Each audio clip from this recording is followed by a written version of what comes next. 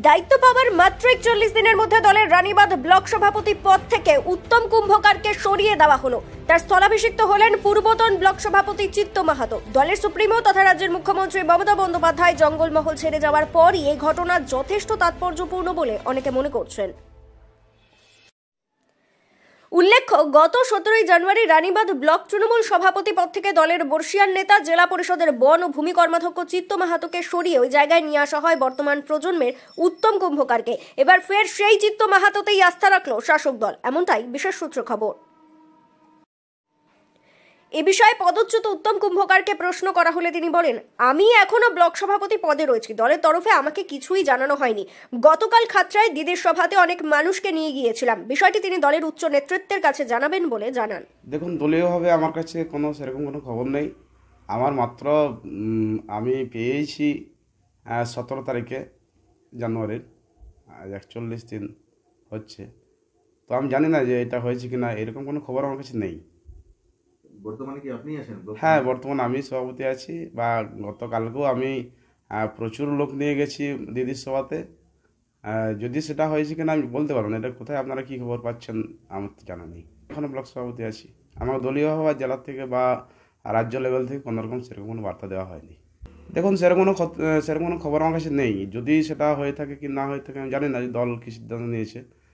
আশা করি দল সিদ্ধান্ত নেওয়ার আগে অবশ্যই আমাকে বলবেন, এটা আশা করি। আর যদি উনি বলছেন সেটা ওনার নিজস্ব ব্যাপার, ব্যক্তিগত ব্যাপার। ইতিমধ্যে সেটা হয়তো ওনার পাগলে পলাপ হতে পারে। দেখুন, আমার কাছে কোনো খবর নেই, স্বাভাবিক কারণে আমি বলতে পারছি না। হতে পারে যে কোনো রাজনৈতিক কারণেই উনি ওনার করেছেন, কার নির্দেশে করেছেন, কীভাবে করেছেন, সেরকম কোনো খবর আমার কাছে নেই। না লিখিত না লিখিত অবশ্যই জানাবো উচ্চ নেতৃত্বকে। কারণ দেখুন, যে লোক যার নাম আপনি করছেন সে তো ব্লক প্রেসিডেন্ট, সে তো ব্লক সভাপতি, যেটা ব্লক কার্যালয় যেটা ছিল সেটাই তো মুছে দিয়েছেন। তো স্বাভাবিক কারণে ওনাকে ব্লক সভাপতি করবেন দিদি বা দল, এটা আমার মনে হয় না। তৃণমূল নেতা চিত্ত মাহাতোর দাবি, নেত্রীর নির্দেশেই দল তাকে ফের রানীবাঁধ ব্লক সভাপতির দায়িত্ব দিয়েছে। এই ঘটনায় তার চেয়েও রানীবাঁধের মানুষ বেশি খুশি। ফের দায়িত্ব পেয়ে একজন খেলোয়াড় হিসেবে খেলার মাঠে সেরা পারফরমেন্স তিনি দিয়ে যাবেন বলে দাবি করেন। দলীয় সিদ্ধান্ত, দল হয়তো কোনোভাবে মনে করেছিল পরিবর্তন প্রয়োজন।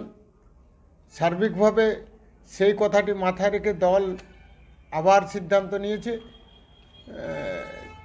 যে ব্লক সভাপতি পরিবর্তন প্রয়োজন, তাই পরিবর্তনের জায়গায় আমাকে বসিয়েছে।